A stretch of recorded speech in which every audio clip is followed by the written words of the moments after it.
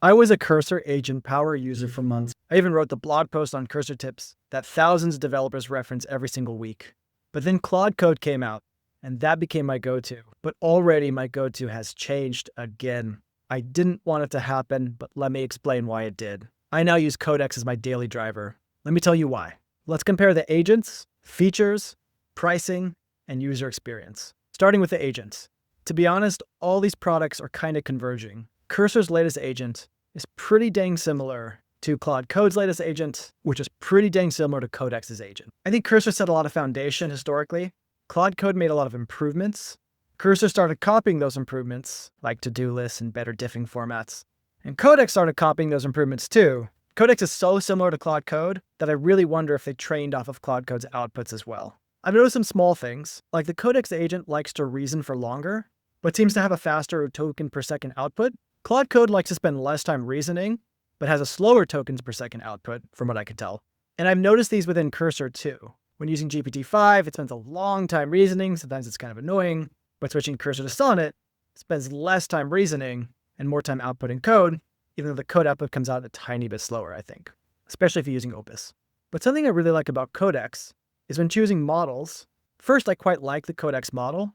I have noticed the improvements that it's better at knowing how long to reason for different types of tasks, because over-reasoning for a basic task I find pretty annoying. But it's also cool I can choose between low, medium, and high reasoning as well, or even minimal if you want super fast. I like these model options better than the just 2 model options in Claude Code. And with Cursor, sometimes I find all the options a little overwhelming, and I kind of like knowing the same company that made the tool I'm using also trained the models, so they know how to use it best, they work closely with those teams, and so they're going to give me the best price because there's no middleman here who needs a margin as well. Overall, I'd say the agents are pretty comparable. If you prefer Cursor or Claude Code or Codex, I respect you. I have a slight preference for Codex or Claude Code, but it's pretty minimal, and I think it has to do with those companies really knowing how to optimize their own models. Now, speaking of pricing, let's talk about it. Codex comes with standard ChatGPT plans. Claude Code comes with standard Claude plans. On the surface, pricing might look kind of similar. You have the free, the $20-ish plan, and the high-end $100 to $200 plans. Now, the key thing to know here is GPT-5 is actually a significantly more efficient model under the hood than Claude Sonnet and especially Claude Opus. And in the latest production GPT-5, by most benchmarks and anecdotes, these models are all pretty comparable. But with GPT-5 actually costing anywhere from 2/3 to a half of what Sonnet costs, and closer to a 1/10 of what Opus costs, you know that Codex can offer you more usage at a lower price. For instance, we've integrated all of these models into Builder.io, and we found on average GPT-5 and GPT-5 Codex costs 1/3 of what Claude Sonnet does, and about 1/10 of what Opus does, and our data shows that our users rank these models on average more highly than the Anthropic models.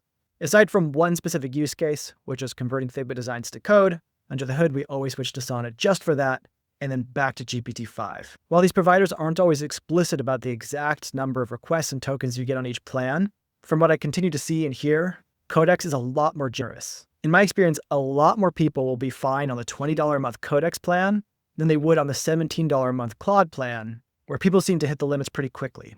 Even on the $100 and $200 plans for Claude, some heavy users still hit limits, whereas the Codex, I've almost never heard of someone hitting limits on the Pro plans. And the important thing to know too is these are not just coding plans. With these plans, you also get access to Claude Chat or ChatGPT. With ChatGPT, you also get one of the best image generation models and video generation models, and usually just more polished products in general, like the ChatGPT desktop app that I use daily, versus Claude's kind of slow and not the best desktop app that's obviously just an Electron web wrapper. I will say though, Claude does have better MCP integration with lots of connectors you can just click to install, but I'll admit day to day I'm a ChatGPT user. In my experience, the number one complaint I see with coding agents is running out of credits, so I think Codex has a very strong edge here.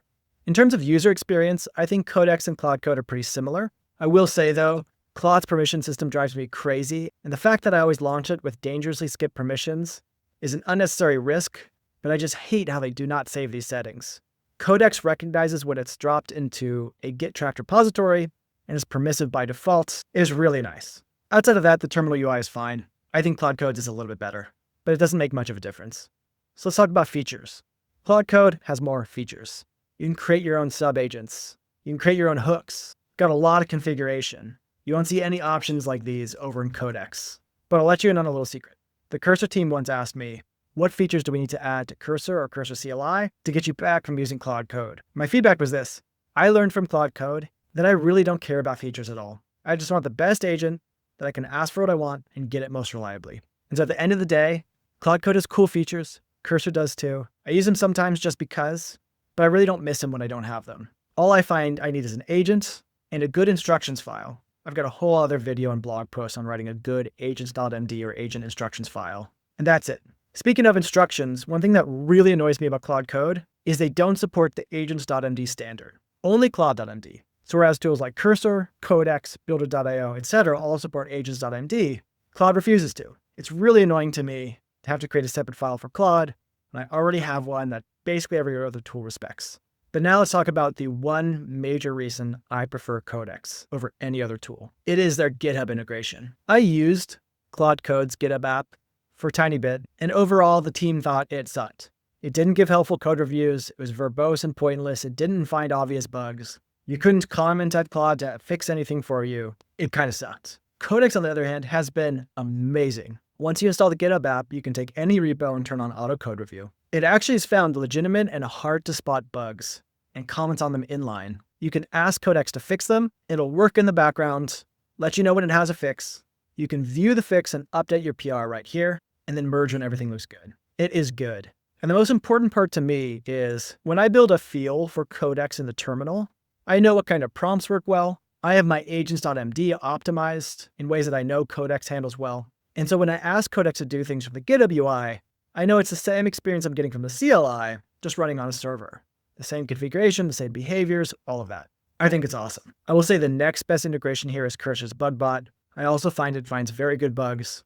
It has nice buttons to fix in web or fix in Cursor. Both work well.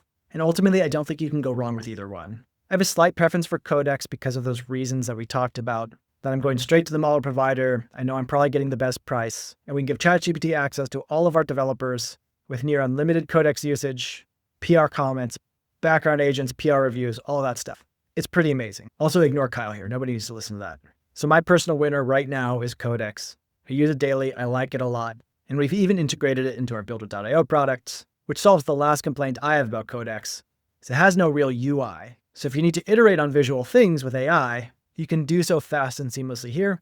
And more importantly, bring other people on your team into the development process. In 2025, I really don't like to deal with handoffs anymore. Our designers just jump into Builder.io and use Codex to make updates to our sites and apps through prompting and through our Figma-like visual editor. And when they have updates, they just send PRs and we review them and merge them. And I love how with Codex, our full team, including designs, PM, and anybody else, are building off the same foundation. Same code base, using the same models, using the same agents.md instructions. I've been enjoying it a lot, but the real question is, what do you think? Have you used Codex in Builder.io? Have you used the Codex CLI or the Codex background agents and PR bot? And if so, what do you think? Has it worked well for you too, or not so much? Let me know in the comments.